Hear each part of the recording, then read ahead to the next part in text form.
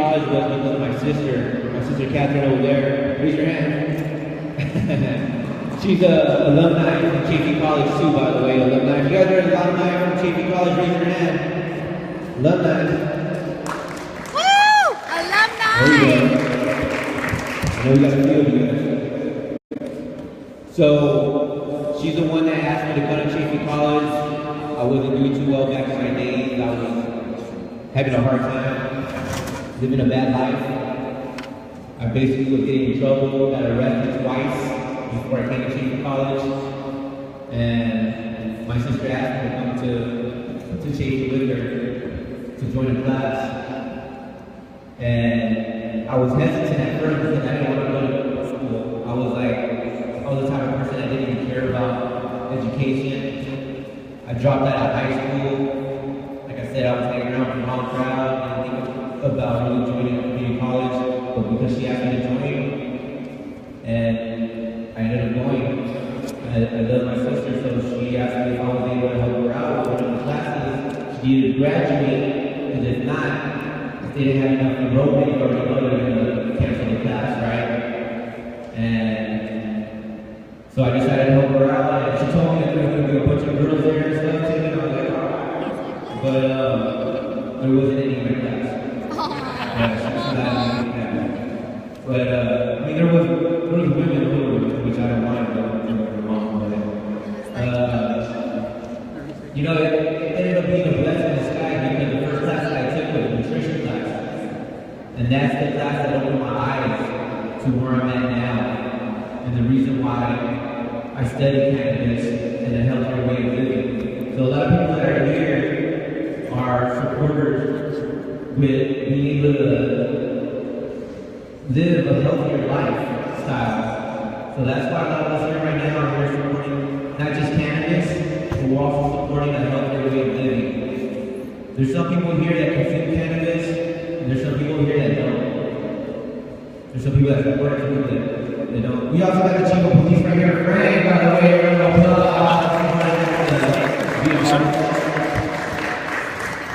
This is our panelists right here, so I'll be introducing you guys to them in a little bit. So basically, I ended up coming here to Chafee College in 1999. Been off and on, didn't know that I had a disability until 2008. 2008 is when I went to the DPS center and got tested and found out that I had a disability. All this time people were blaming cannabis, saying that because I smoked too much weed is the reason why I was failing this and all that. It was like a lot of stereotypes, stigmas, and so on, and I believed in myself. So in a way I was discriminating against who I was. But once I found out I had a disability, got tested, they helped me out with some resources and accommodation, and because of that, it's what helped me boost myself up to the position where I'm at now, where now I'm graduating here at Chafee College. This year, in May, I'm graduating with 3 degrees. I'm a staff major, graduating with 3 degrees, and also with a 100 language. I'm still in ASL 1, but I'm practicing and learning. I got some of my ASL classmates here, but I'm learning American Sign Language. So I know Spanish, English, and now I'm learning American Sign Language. So education to me is very important. Like I said, when I first got to Chafee College, I didn't care about it. And now here I am graduating and moving on to Cal Poly Pomona. It's going to be amazing journey, I tell you. My wife's. You know, you're not going to turn around and change around. And it's amazing. Like, I'm telling you, Roy from the Pinto Club is one of the guys that I first met here at Chafee. I remember when he first started his club, the Pinto Club. He helps rehabilitate like ex-offenders, right, or people that have been incarcerated before, so people that have been incarcerated. So when we met, he helped me out and guided me to where I'm at now. So I appreciate that. I appreciate your club because you guys help out a lot of things together. That's right. So I appreciate that. Remember that. So let's go ahead and start this off real quick. I'm going to go ahead and pass the mic and everybody's going to be able to introduce themselves. And the panel here is going to explain who they are, where they're from, and the reasoning for being here. So once again, this is Cannabis Education Club, Cannabis 101. This is what we're going to be doing we also, just to let you know, the reason why we started this event was because we wanted to break away from all the stigma, the stereotypes, and also start pretty much pushing against that discrimination that the cannabis culture faces on a daily basis. We're always facing these issues and problems that sometimes we don't even know how to solve. Right. But we just continue just living life. So some of us, we don't even understand what's happening, but we're just living. So what we're doing here is to be able to bring some sort of understanding together where we come and meet on a middle ground. Because like I said, there's some people that don't consume it, there's some people that do. Some people that are for it, some people that are opposed it.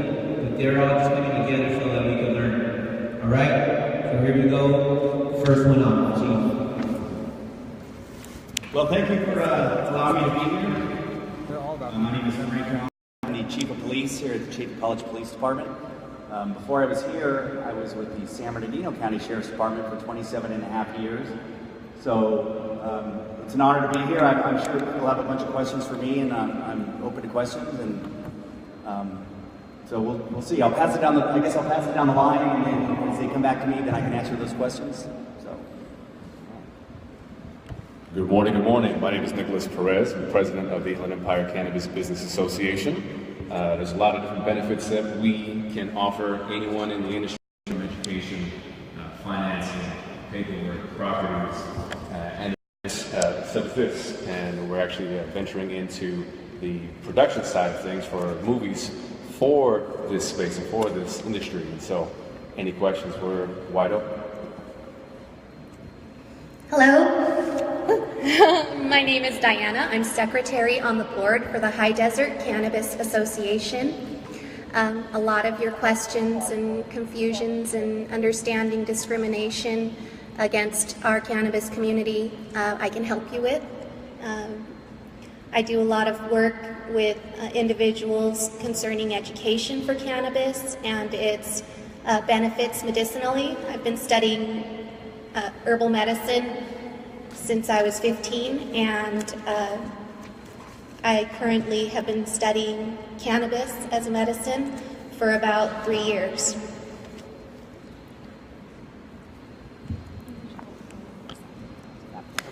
Good morning, my name is Blanca, my last name is Gomez, and I just wanted to start a little bit to show you that I also represent just different groups of people, whether you're deaf or you're not, you're Spanish speaking, and it's a great pleasure to represent a group of people just from varying different parts of the world. So I wanted to really share that. You know, it's hard to talk and also sign at the same time, but I really wanted you to know that I'm here to support you in everything you do. And with government, if there's anything that I can help or assist you, I'm more than happy to do so. Anyways, but I'll stop signing and I'll let her take that role now. Like I said, my name is Blanca Gomez and I'm council member for the city of Victorville. It's a pleasure and an honor to be here. I'm here to empower the individuals anywhere from students, gender. Everyone needs the assistance. We're all here for each other. And it's a pleasure to know that the young minds that are here today are vested. You could have been somewhere else, but there's something that's brought your interest, and if it's cannabis, and with cannabis we can get you to vote and start mobilizing your communities, that's the way we're going to get it done. Thank you for being here. Hi everybody, I'm Tim Graston. I'm the president of the High Desert Cannabis Association. We've been around for 2 years up in the High Desert promoting safe access and reasonable regulation. Right now our focus is on the part of the law that is really the most important part, giving the cities, allowing the cities to create ordinances for our industry to flourish. Right now there's only less than 80, 60 cities that have complied with AMA, and there's 483 cities out there. So we have a long ways to go, and we're really dug in for the fight. So you may think that cannabis is illegal recreationally, but it's not. They left up all the final regulation to the cities, and most of the cities in the state have said no, and that's where the fight is right now. So I look into this. Good morning.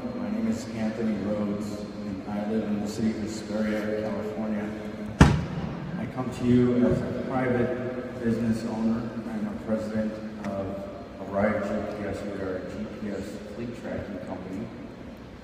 And I wanted to share with you how private business can work with legislation in order to flourish. In other words, small businesses such as myself working with the cannabis industry and how we can help regulate that market and make sure that the cannabis users are safe and compliant with state law.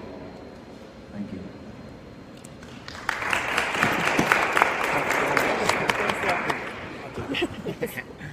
Good job, passing it. Awesome. So let you guys know, there's different people here at Chapin College that do consume cannabis like myself. I consume cannabis and I have a disability as well. So some of us, we all look different, speak different, and react different. So that's another reason why I wanted to be able to come and make this, be able to create this event so that we're able to understand the difference between all of us, because there's a lot of difference in us where we do get discriminated against. Like I said, I'm a VPS student. I'm also a cannabis user, Latino minority, where the odds were against me to a point where I was having one issue after another, but I was able to make it. So now that the panel introduced themselves, I want to be able to let you guys know that they're going to go ahead and talk further in detail about what they do and who they are. So be patient, be with us, so that you guys hopefully can learn something from this event. And like I said, if you guys have the time, fill out the flyers before you guys leave and turn it in so that we can go ahead and collect some data and be able to show the school that this is, there's a purpose for this, that there's a reason for this, that this truly does matter. And we'll be able to help each other. The food just got here. Ladies and gentlemen, round of applause for the food. So we'll have some food in a little bit too. But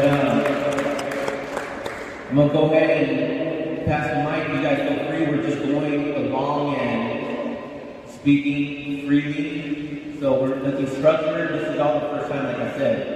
And make sure you guys talk loud and proud into the mic so that they can hear you.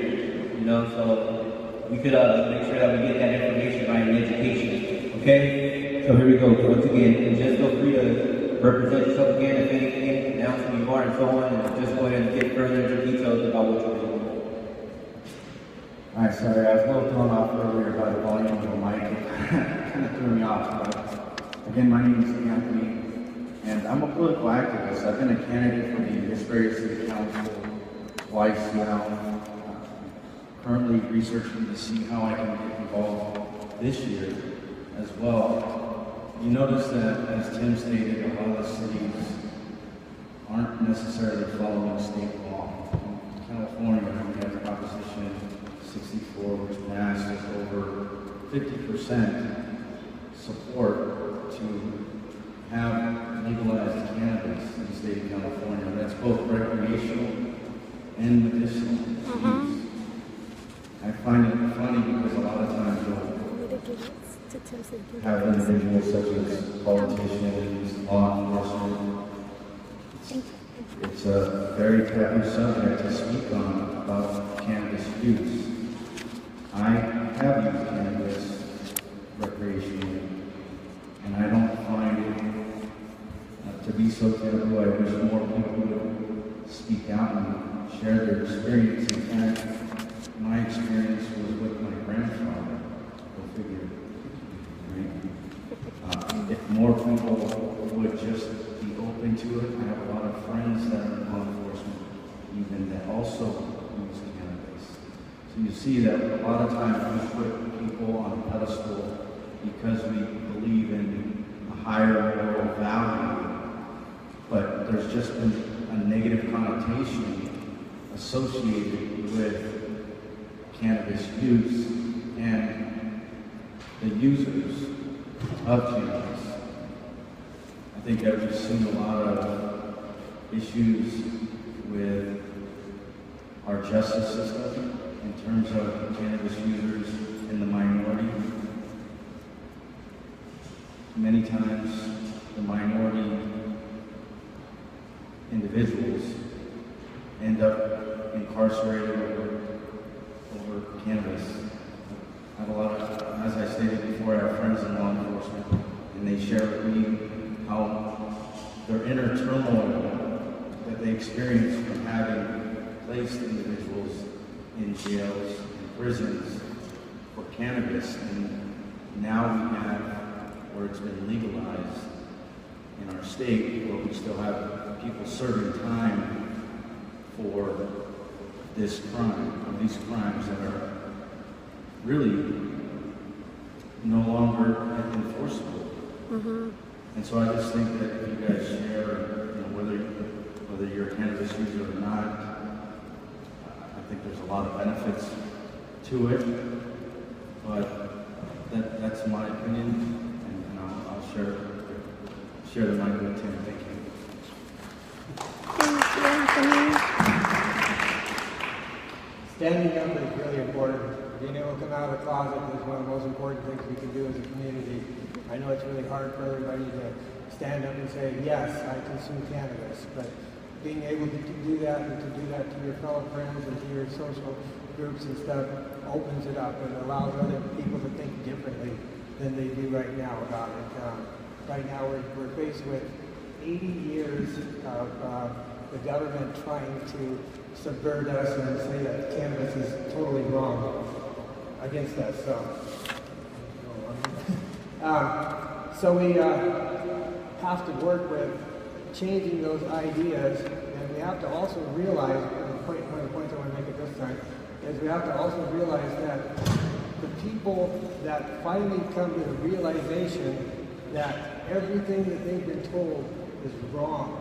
They might have had a mentor, a pastor, somebody in a capacity that they really believed in, and all of a sudden, everything that they told them is wrong. So they start to question, is my mentor telling me everything wrong? No, the mentor was told wrong too. So it's been a generational thing over about 4 generations.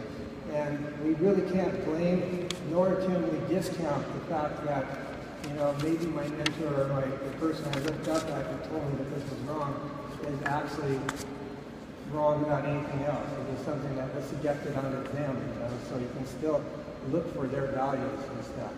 So on that level, I'd just like to turn over and then we'll talk again about my main passion, which is getting the city involved. So, Blanca? Yes.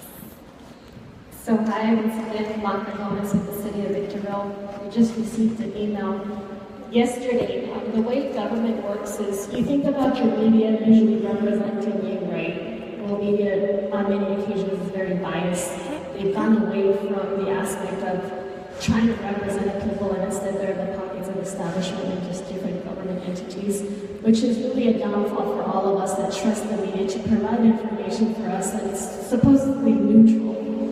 So from our media stance, we get a lot of individuals from the media that contact our PIO, which is a Public Information Service Officers, and she provides the information.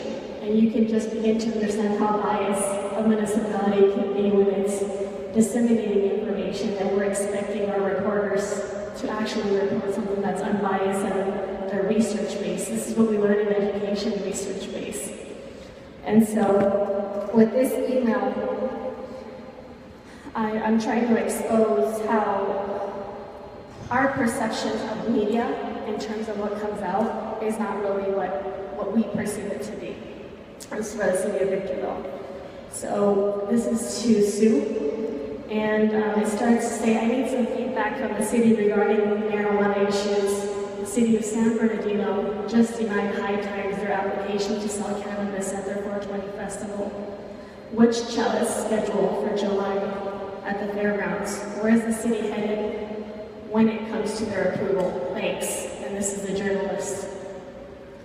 So as council members, we get apprised of this information that's going to head out from our government into private, right, into the media for you guys to read.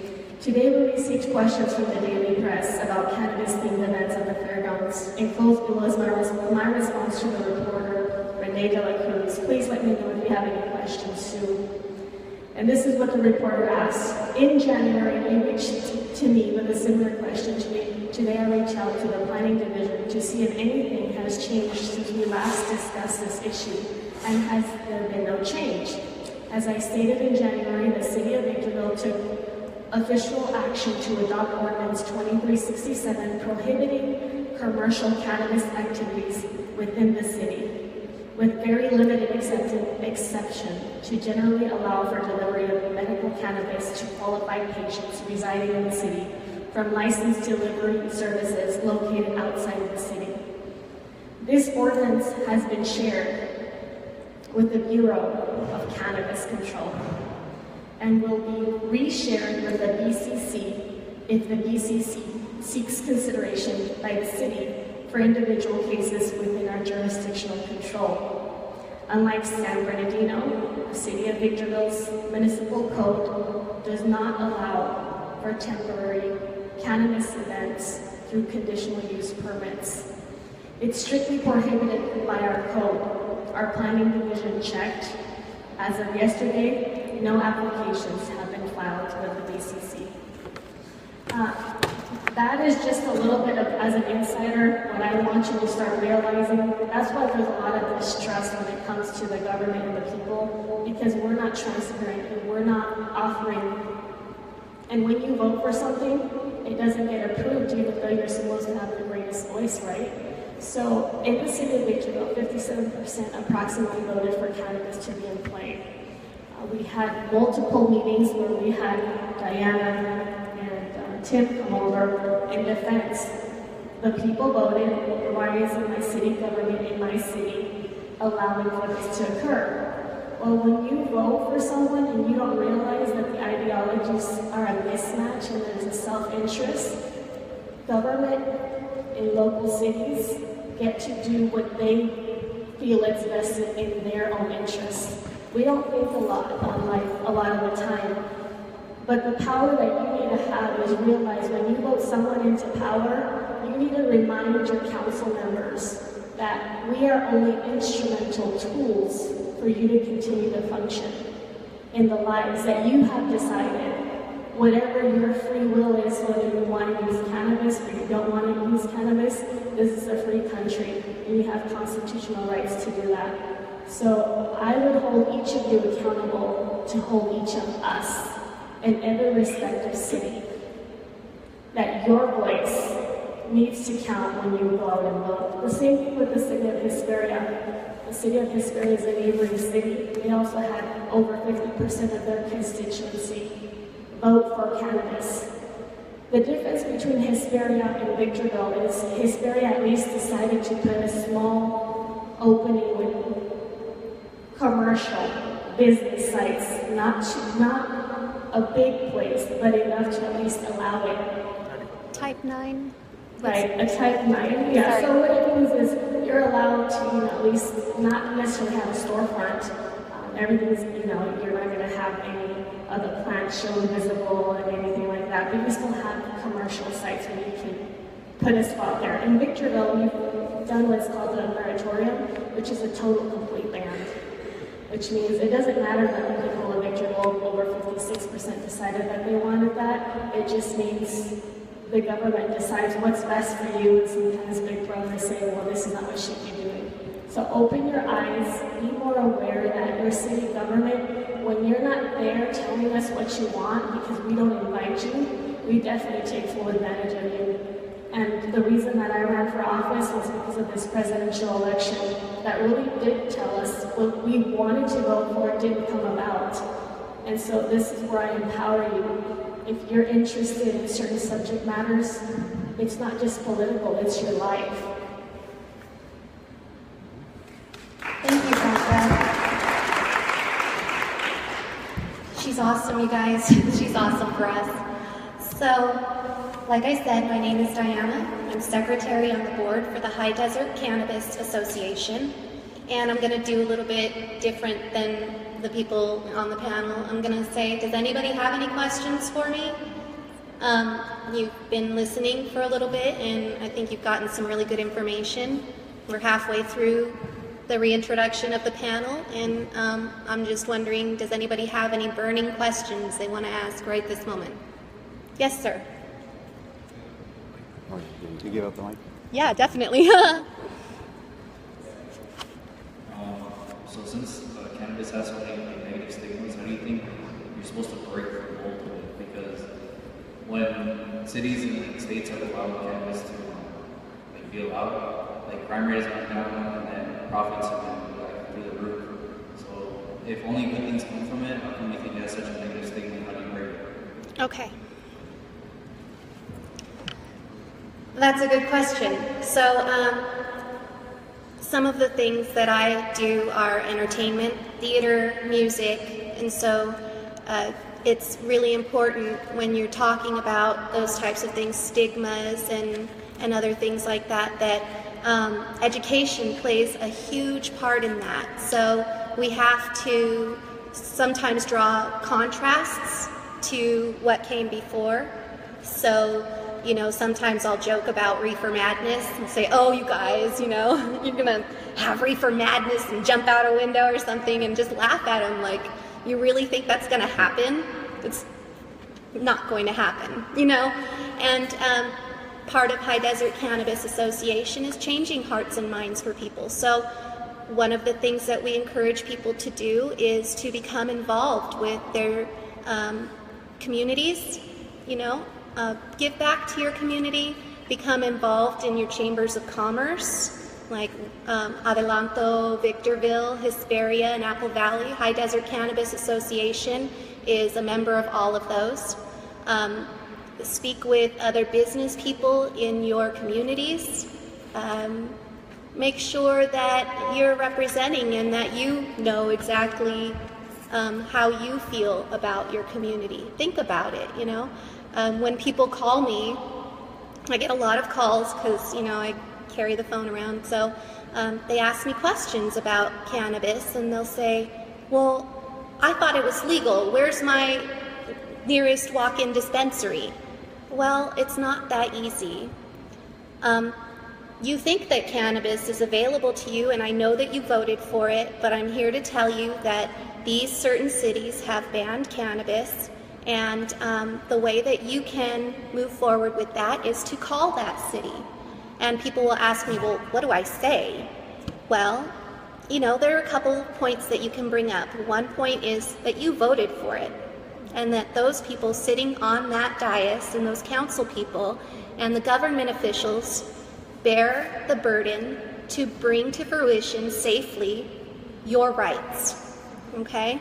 The things that you vote for.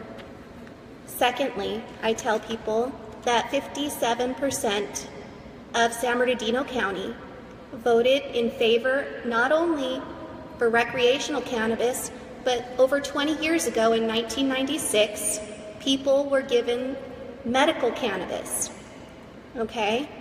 So it's all boiled down to our cities and counties, and that's where we see the fight now at, no pun intended, the grassroots level, okay? So now it's down to our cities and counties, and we have to become involved in that level. The Bureau of Cannabis Control has set forth all of the rules for commercial cannabis.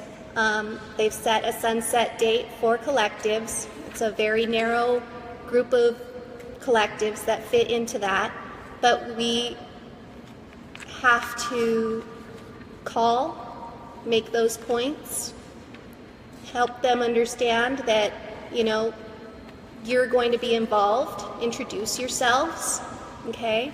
And when you call, you talk to the city clerk. So you'll be talking to a city clerk, they'll take a message for you. You can also leave an email, so you can go to your city's website and check out all of the people that are in office in your city. Find out when those meetings are. You don't have to get up and speak. There is no pressure involved. You can go in, sit down. It's your right as a resident of your city to sit down in those meetings and hear what's being said. There are also things called FOIAs, Freedom of Information Act. So if you feel that your city has discriminated against you and your rights as an individual cannabis user, then you can file Freedom of Information Act, and usually that's right there on the city website also. And what I do is I like to help people if you feel that you've been discriminated against, or if you have any issue, you want to become more involved and you have a specific city that you'd like to focus on, High Desert Cannabis Association is here for you. I have information, and I'll help you learn how to be introduced to your city and partner with them to create safe access and reasonable regulation for the businesses. Okay?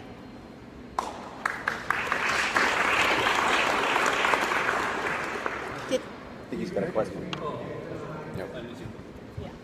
Sorry, one more. Even I know, huh? even if we don't get it. Yes. Yes. I'm here for you. All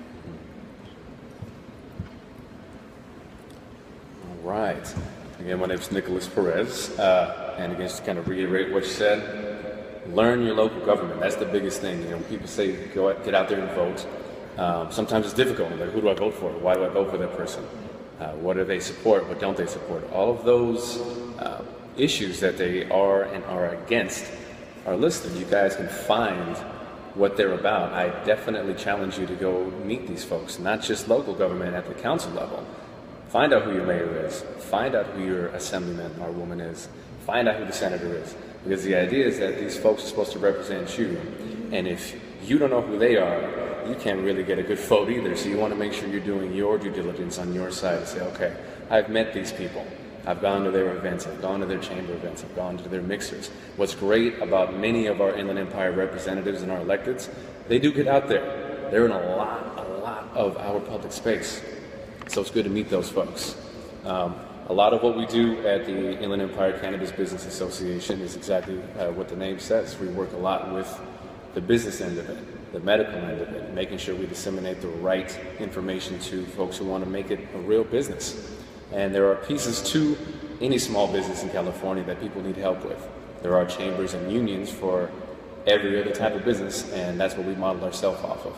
A chamber and a union, but without being regulatory. We just want to be here as a resource. One of our biggest pushes is with the group that's called the Brookings Institute. Brookings Institute is actually out of Virginia.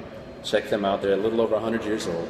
And we supported one of their newest movies, and it's called The Life She Deserves. It's about a young lady who was in Virginia who had epilepsy. She caught it really bad at 8 years old.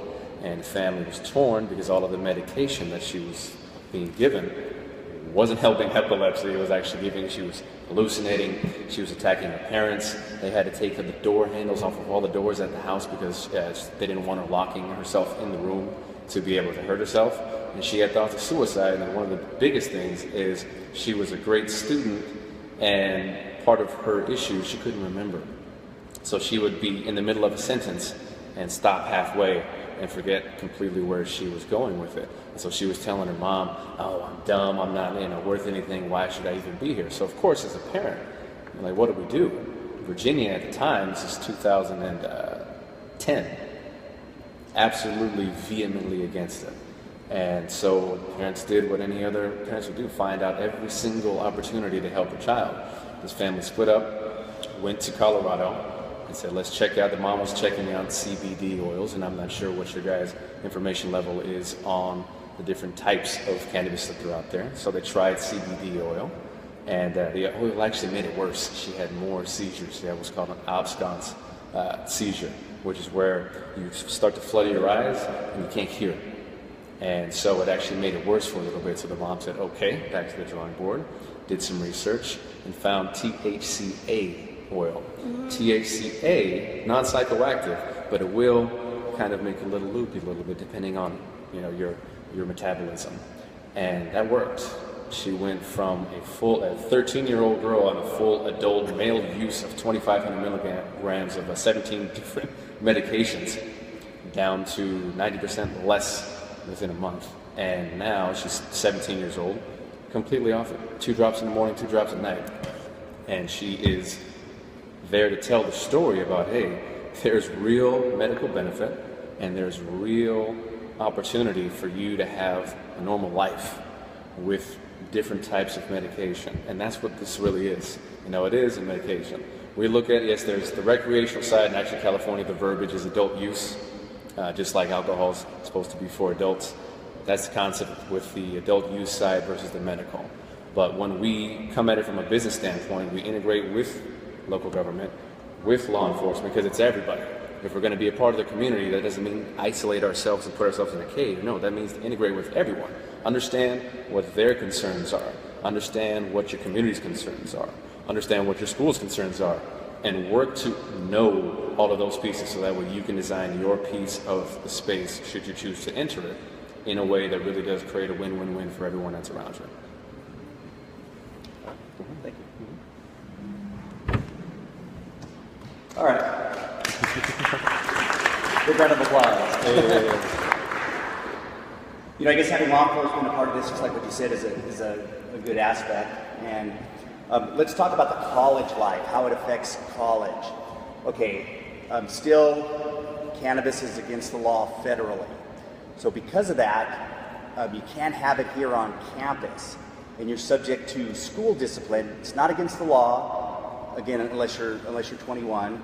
But if you have it here on campus, you can be disciplined. Even if you have a medical marijuana card, you still can't have it technically on campus. I was talking to somebody before we had started, and they go, "What's your enforcement? How do you enforce it on here?" And let me give you an example. We discovered that a young man actually had it in his possession, some cannabis in his possession. You know, we told him, you can't have it on campus, and he's like, "I didn't even know. I didn't know I got a medical marijuana card. I didn't know." We're like, "Okay." We exercise what's called spirit of the law. So we say, okay, go ahead, take it home, don't bring it back here, you can't have it here. Now on the other side of the coin, we had a guy who was smoking somewhere on campus, openly smoking, and he's like, "Hey, it's legal, I can smoke, I can do whatever I want, I'm 21. He's subject to discipline through the school. You know, we have to abide by the rules, the rules of discipline, and that's what we do. We're not out, doing law enforcement, enforcement or anything like that. But I mean, the evolution of the whole thing. I'm a guy who's a lot older than you guys. There's maybe a couple people on this panel up here that are maybe close to my age. I still think of it as marijuana. To me, it's been completely rebranded. We call cannabis. Marijuana is illegal. Cannabis is legal. And that's kind of to what you said. About how are we changing it? A guy who lived in the 70s, although I was very, very young in the 70s. Some of you may have remembered, some of you on this panel may have remembered, if you had even a seed, they would send you to state prison just because you had a seed of marijuana. So really there's been a big evolution over time. Like I told you before, I worked for the sheriff's office. Even in the 90s when I was on patrol, actively on patrol, out and about, really marijuana, now cannabis, really wasn't that big of a deal because almost everybody had it, it seemed like. So it wasn't like a major thing, okay, hey, you're going to jail. It wasn't really that big of a deal, We enforce the laws, whatever they are, and I'm hoping that all law enforcement will do that. We all have our opinions about one thing or another, but my job is to enforce the law, whatever the laws are. So I know what the laws are, and that's what we do. So with that, I'm going to go ahead and open up for any questions. I'm sure probably several of you have questions, maybe for me in particular. So, oh, hold on. You guys feel free to ask questions.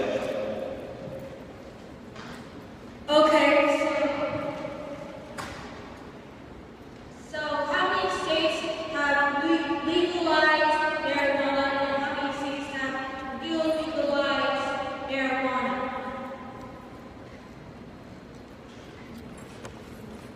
I don't know if I know the answer to that. It's 29 states that have legalized it, and there's 8 that are fully legal, where it's medical and it's the adult use version of it. So we're over half the country now has some form of legalized version of the cannabis space.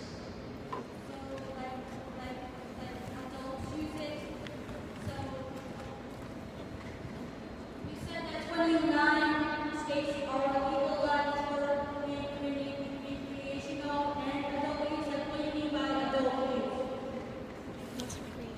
There's a walk over there. Sorry. I know. Yeah, we can keep it over there. I can project. So the adult use is really would be recreational. So hey, I don't have a medical situation, I don't have a medical card, but I'm 21 and I want to consume one way or another, whether it's edible or it's vape, whether it's the pre-rolls, any version of it. Medical would be exactly what that sounds like. So I have some type of medical condition. I've been approved by some type of physician and I have a card to be able to consume it for my medical condition. You're welcome.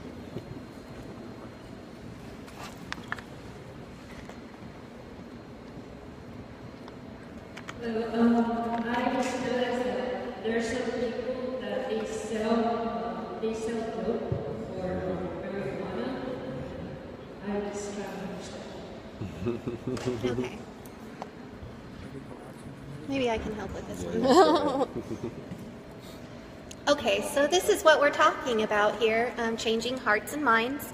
So sometimes learning why people take it. So there are specific medical conditions that cannabis helps.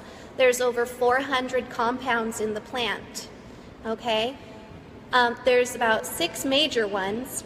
So we have CBN, CBG, THC, THCA, lots of different compounds in the plant. And each one of them has their own medicinal benefit. And so you have 3 main things. You have the cannabinoids of the plant. So then which are like the THC, the THCA, the CBD, CBG. Then you have the other parts of the plant called terpenes.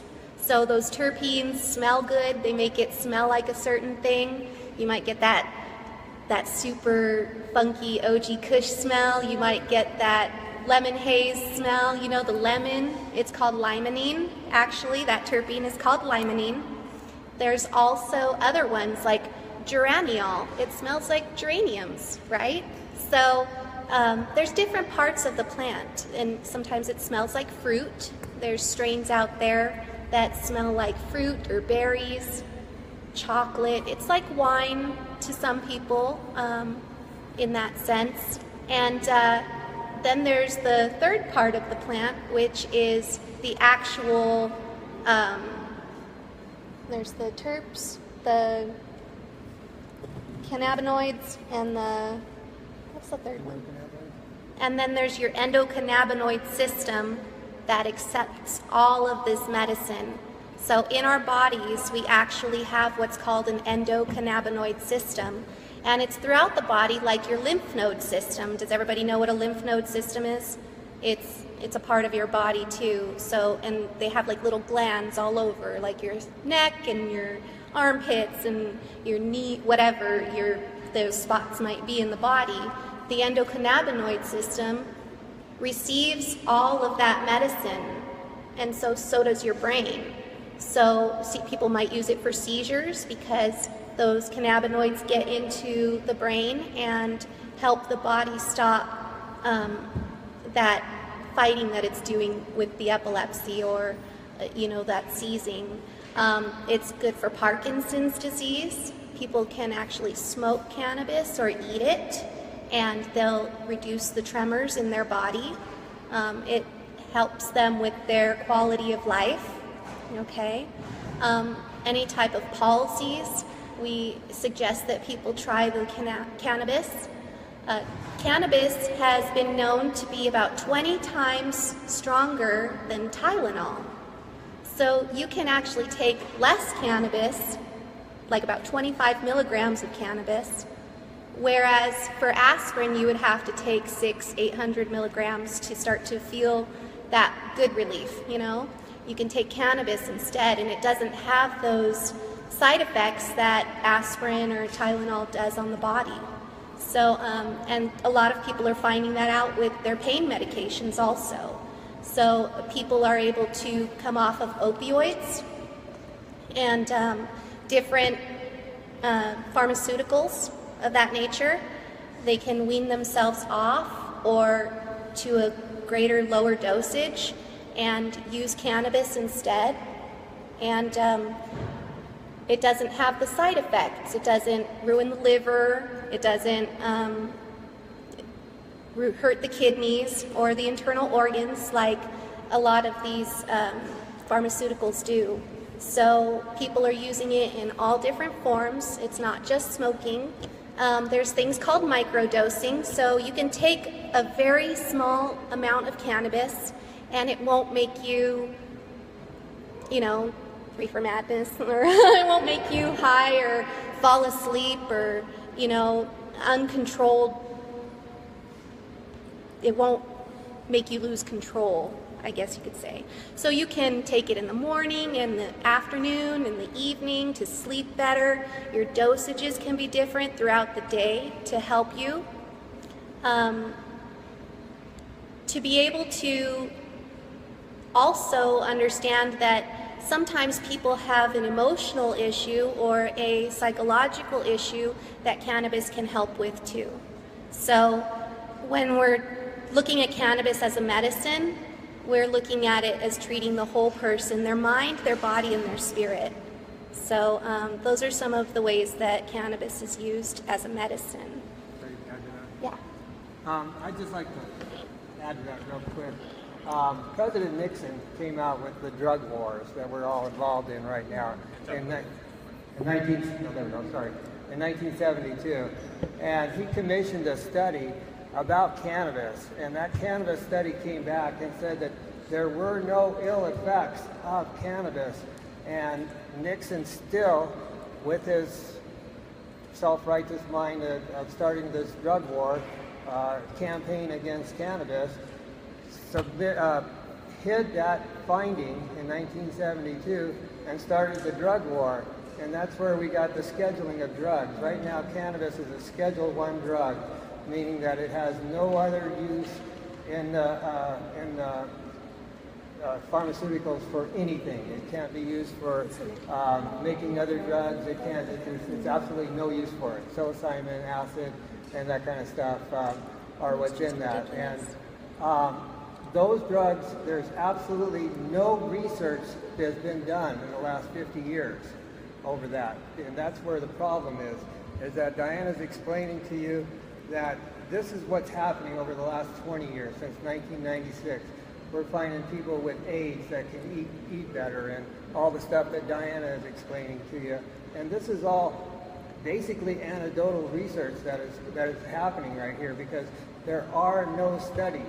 And right now there's been 2 drugs. Last week there was a drug for a tumor, anti-tumor brain tumor drug that was put out, and it's going to market, and it's only had like 20 people that it's actually been used and experimented on, you know, and they're giving a patent for this drug, you know. So we're waiting and we're hoping and wishing that countries like Israel, that's been around for a long time in the cannabis industry, would come out with some better research and better findings, because for instance, right now they're finding that Rick Simpson oil is the way to go for cancer. Rick Simpson has taken and turned the plant into a tincture, a condensed, concentrated amount.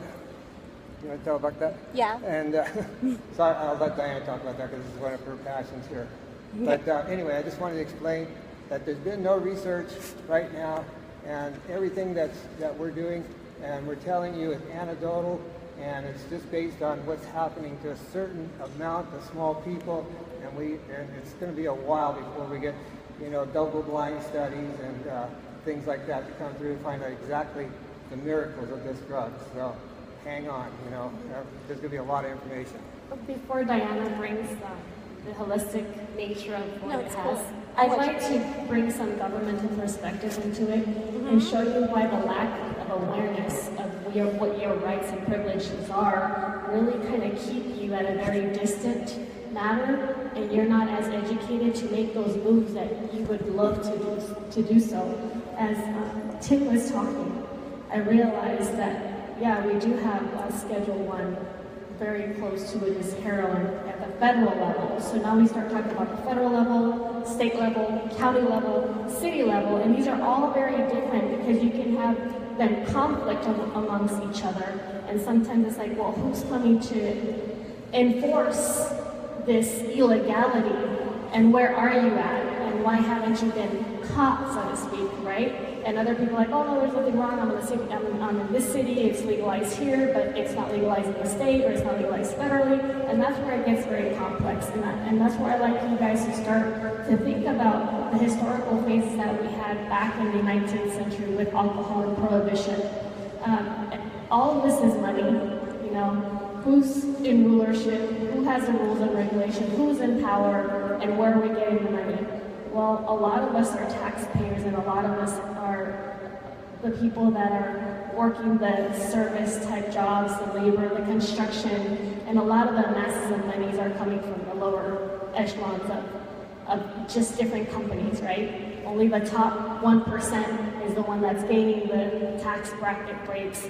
So anyways, if you think of the phases when you go thinking about alcohol, how it went through a prohibition period where the government itself, and I'm just using government as thinking about these are the people that make all the rules and regulations, they were able to keep a lot of this money, and they were still using the alcohol during closed doors or behind closed doors while the people, you know, we had a lot of dry states, but it was still coming in. Regardless, if you look at those phases historically, you start to see the change. People die off with their dinosaur mentalities, and I call them dinosaur mentalities because there's a wave of understanding that we start to see the world from a different perspective and a different view, and we start using language instead of marijuana, which is a taboo that brings a lot of these ideologies that are, you're not supposed to use marijuana, and we change it to the word cannabis because we were trying to change that taboo section of it. And so when we're looking at the 19th and 20th centuries, which is the modern age,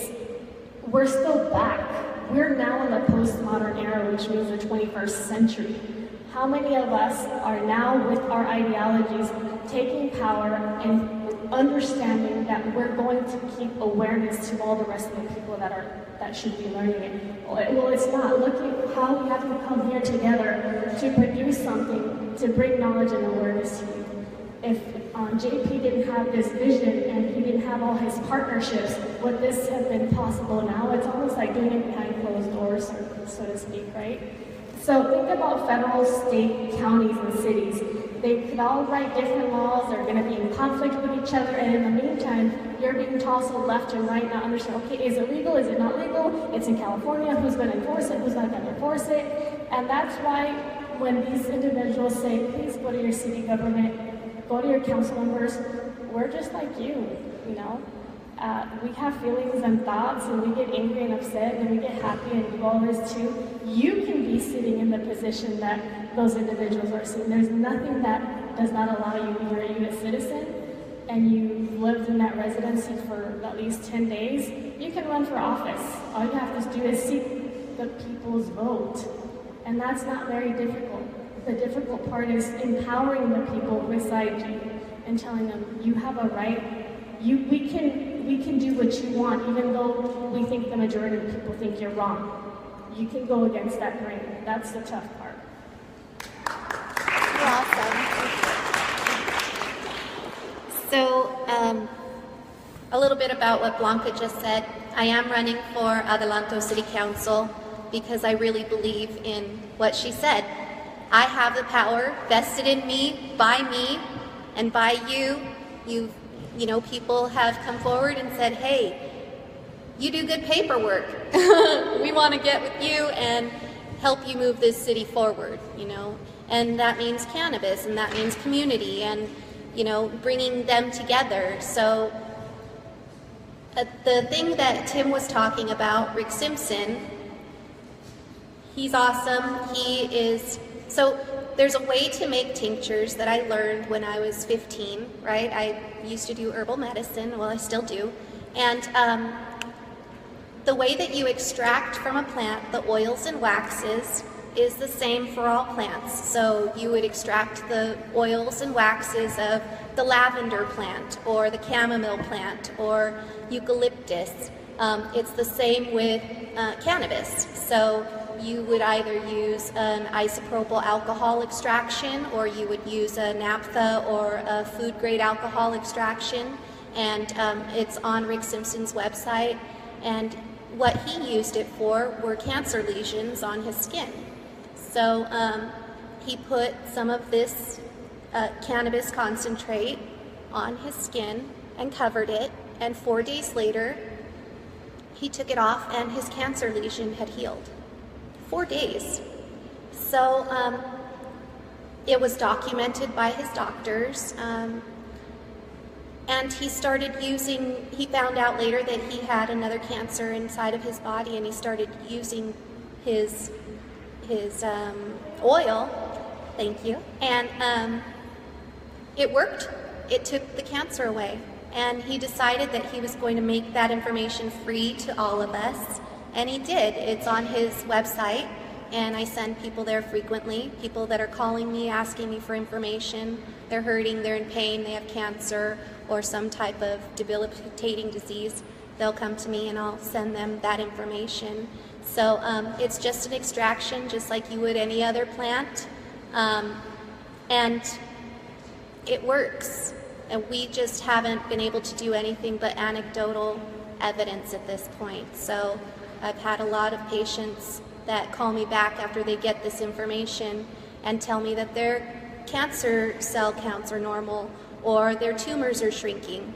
And we have to understand that in the environment that this world is now, we have such a dirty environment that 1 in 3 people are getting cancer in their lifetime. So this is a great proactive way to be healthy, you know, love your endocannabinoid system, use those nutrients to your body's advantage and to other people's advantage, help them understand medically what cannabis can do for them. And I don't, honestly, personally, in my personal point of view, I don't see adult use as anything but another way to be using cannabis medically. If you're using it in a social situation, it helps you relax, it reduces your anxiety, you can smile and have a good time. Instead of taking a Zoloft or a Prozac, you know, you might try cannabis instead. It might be good for you, you know, you never know. So that's all I have to say on that subject. Real quick follow-up on that as well. So a couple things with the government research. At the end of 2016, the Obama administration did actually put some ordinance in place to have the university system grow to be able to have strains tested for medical research. The new administration, in their august wisdom, decided to shut that down. And so right now, there is one university that is able to grow for the government. Anybody want to throw a guess out? Just give me a state. Where do you think medical marijuana would be grown for the government? Berkeley. You would think so. It's Ole Miss in Mississippi. Exactly my point. And so the idea is that it's limited strains, it's limited research, and it's one university. Now, there are some new, in the Senate, new folks. Oh, yes, that's another huge thing. So when we talk about clean conditions, it is not like a clean room would be. Like you would be able to, unfortunately, at the Schedule 2, you can check heroin out, you can check methamphetamines out in a much more sterile and much more educated atmosphere, which is crazy. And so there are some new senators that are putting together another style of university system. UCLA is going to be the next, hopefully, knock on wood, to be able to start to grow, and we'll bring it over here, because no matter how much you know about the cannabis industry, we know the best stuff is here in California. And so, yeah, absolutely. West Coast.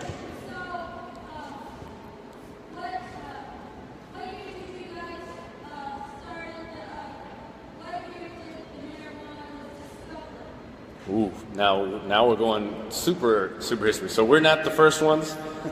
4 generations ago wasn't the first ones. This is more of a millennium type thing. The idea of this plant has been around. I definitely encourage you to check this out. Look at the history of, and look at the 1800s where it really started to become a problem, where there was hemp that you could use for paper, and paper mills didn't like that competition, so they started to shut it down.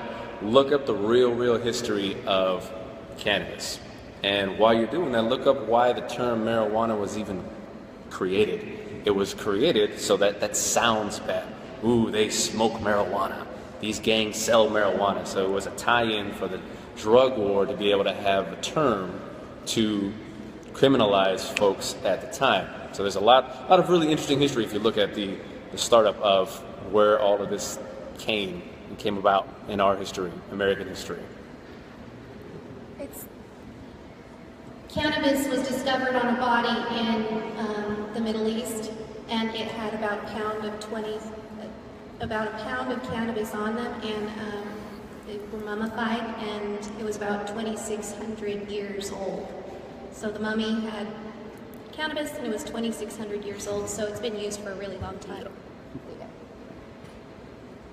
I know a lot of us are speaking about politics this afternoon because politics are a big portion of our lives, whether we believe it or not. And I just want to say, I don't want to discourage you, I want to say that you guys are making history, whether you believe it or not. With the passage of Prop 64 came the creation of the Bureau of Cannabis Control. If you're not familiar with that, we've been kind of talking about the Bureau of Cannabis Control, which is a whole new entity. It's kind of like the equivalent of ABC, which is the regulatory authority to make sure that these dispensaries and delivery services are adhering to our laws, and so we can do law enforcement on those activities. If you think about it in your cities,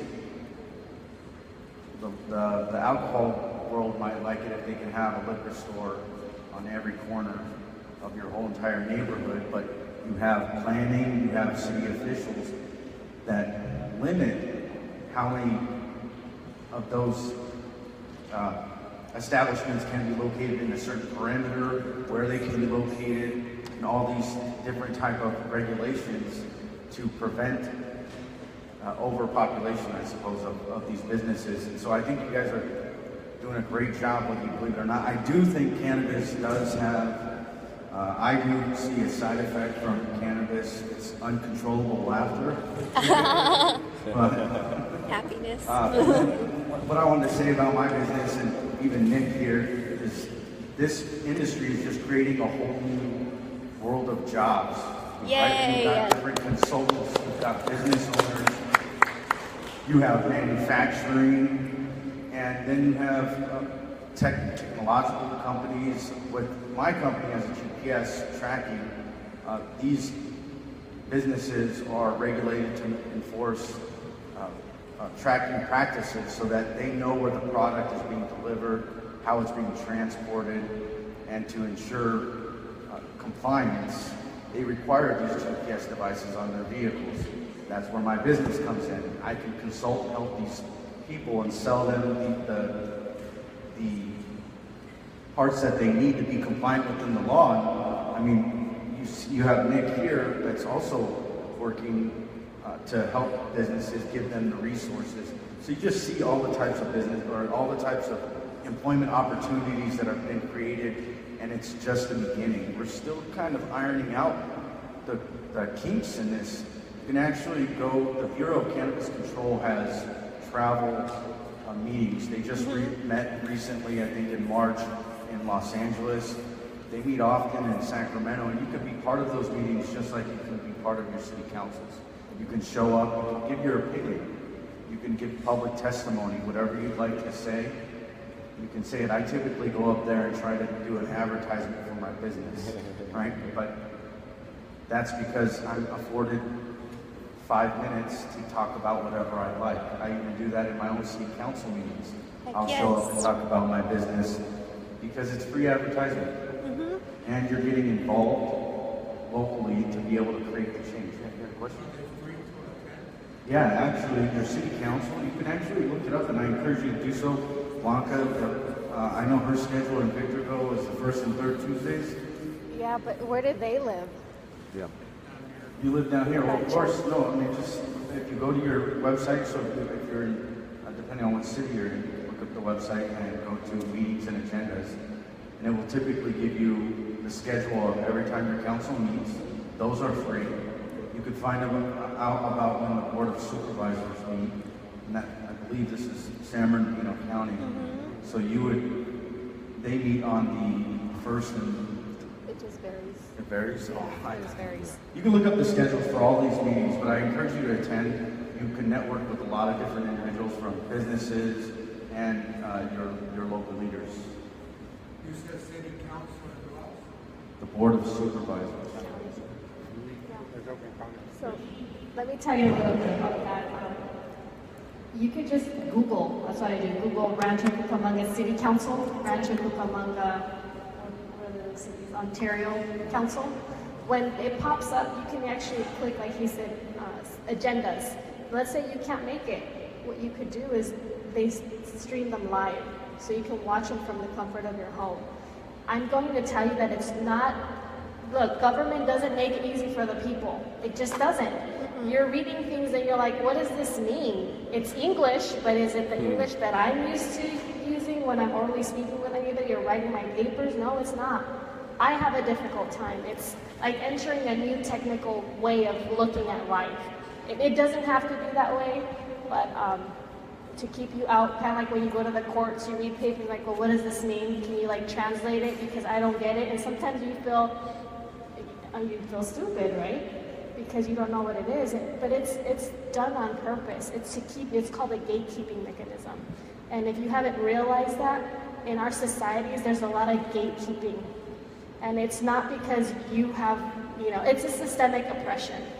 And so don't let that discourage you. I think we're built with certain skill within our life, within our soul, to go about beyond that. You have people here that you can figure stuff out. You can call me. I don't have a problem. I'm here to empower you. So easy as Googling something, City Council Ontario, and then, to me it's easy now because I've gone through it a couple of times, but reading my own agenda is still difficult. I spent hours with staff, and when I'm sitting with staff, really what I'm doing is getting their personal perspective of how they want me to think about something.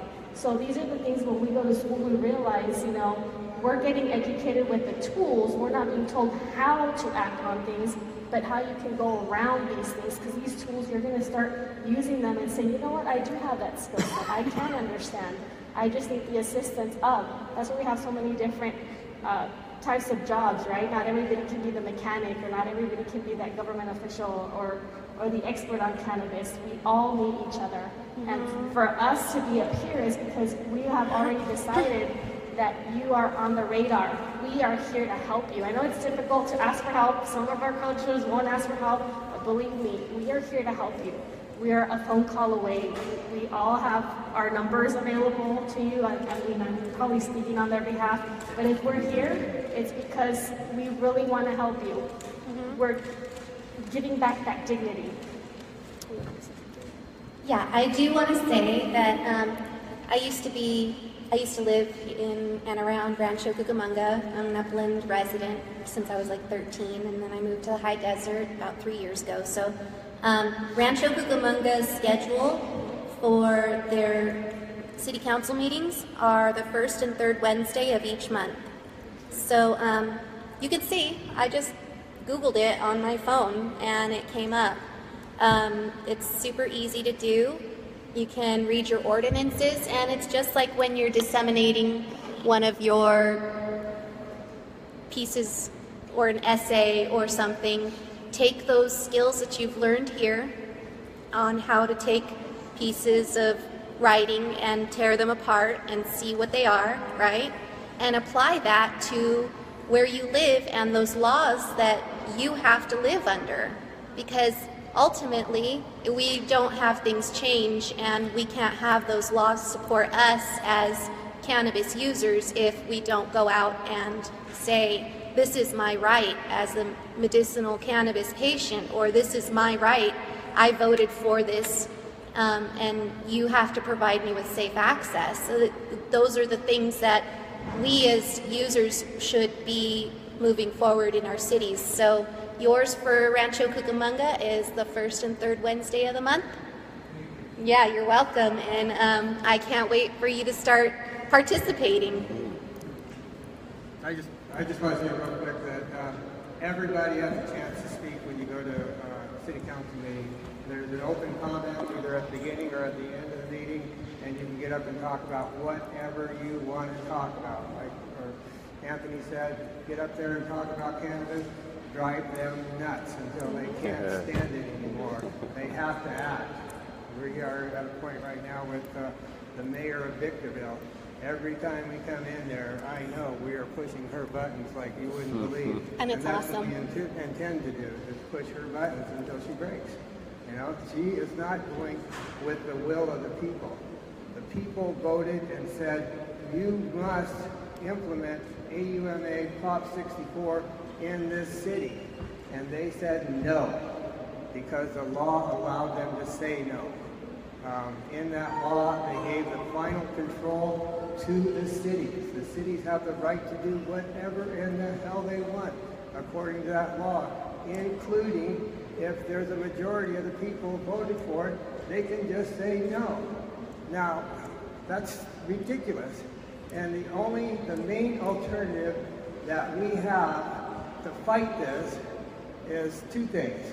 One, we're going to vote them out. We're going to bring people in that will do the will of the people. And the next thing we're going to do that we can't and we absolutely have to do is we have to bring an initiative or a measure to each of these cities and bring it onto the ballot in November to tell the cities that, yes, when you vote on this in a majority, you have to do this. You know, right now, they have it written all over the law, according to law. The city has final control. You don't have to do this. You can ban it. It says it in 5 places in that damn law. You know, so they went out of their way above and beyond to give the feeling that the cities should be able to do whatever the hell they want. And that's what they've done. We're talking about over 100 cities have banned out of 83 cities. There's 58 counties in the state, and 2/3 of them have banned. So if you think cannabis is legal in California, you need to think again, because it's not. And it won't be until after the next election, and that all depends on how much we get out and put an initiative together or a measure together to make the changes in the city. If we don't make the changes in the city, they're not going to change. The BCC has no control at this point. It's all up to the cities. I'm going to push it over this way. Okay? Awesome. Check out Weed Maps Policy, wmpolicy.com. They have a model cannabis ordinance and some other things on there for medical patients and the laws that, you know, can help you out in your city. I'll just have a real quick closing. Yeah. Just a real quick closing. I don't have too much more to say. And again, if it's not against the law, we don't enforce it. Don't be afraid of us. You know, I know that sometimes there's hesitation. Oh, the cops are here. I mean, if it's not against the law, so I mean, don't worry about it, right, Roy? Even Roy. Right. We have to partner with our law enforcement. But I think we have a great relationship. You know, as being the chief here, you know, I'm ultimately responsible for all my officers here, the security of the campus and everything. I want everybody to feel secure, feel, you know, that they can be here and enjoy everything. So anytime you ever have any issues, I'm ultimately the guy who's responsible. So by all means, get a hold of me. So, thank you. Thank you so much. That's awesome. Your turn, bro. No, a lot of dense information we have here, and it's a lot of pieces to, like they alluded to. There's the state law, there's the city law, there's the counties, and there's all of these different ways you're being pulled. But again, you're at an institution for higher learning. You guys know how to ask questions. You're being taught, hopefully, how to ask questions, real questions about. The biggest question you should be asking is, okay, why? Someone says, well, it's this way. Okay, well, why? Yeah. And if that's not a legitimate why that they give you, dig, find it. You know, that's really where most of life is. You know, my background's in finance, and I have to find people's why. What do you want to do? What do you want your money to do? What do you want your future to look like, and why? It's not my job to judge that. It's okay, well, if that's the goal, let's get to it. Mm-hmm. And that's what it's going to be here. You know, California, we're already at 6th ranked in the world economy with what we do. Once cannabis gets cleaned up and we figure out how to get it right, please. California is going to be leading the charge, and you guys are all California citizens.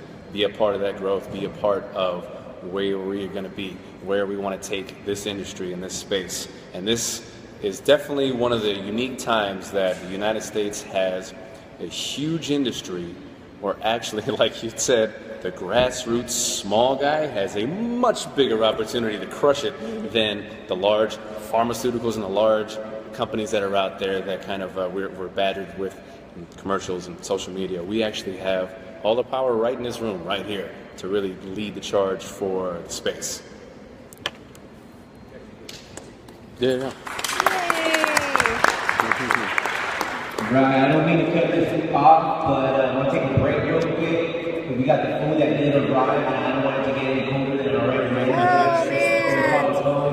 But I want you guys to know that we welcome you here to the Cannabis Education Club, the 420 event that we're having, Cannabis 101. We appreciate you guys coming. We're just going to take a break right now, but feel free to mingle.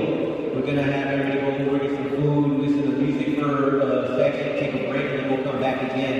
So I know some of you guys have questions, either you guys can go ahead and hold on to those questions until we come back again, or ask them personally and find out. But once we come back, we'll have a panel speak a little bit further, and then from there we're going to have a few people give their testimonies. If anybody wants to speak up about their experiences, let them know, about your experiences in cannabis.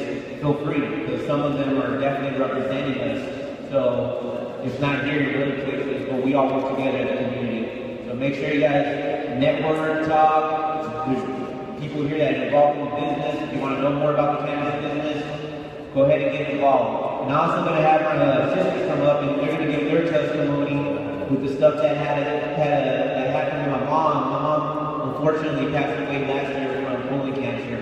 And I also, in the end of her stage 4, started medicating her with cannabis, but we did it all raw formation. We did it through a juicer and so on and so on, but we'll talk more about that. So I want you guys to feel free to want to speak and give your testimony too after the panel and talking after we come back from this day our recess. All right, so right now you guys feel free, go ahead and get some food. Okay, give me 1 second. She's going to tell you how to do the food real quick. I appreciate you for being here, and super fun to be on a panel, huh? Happy 420, by the way. Bye.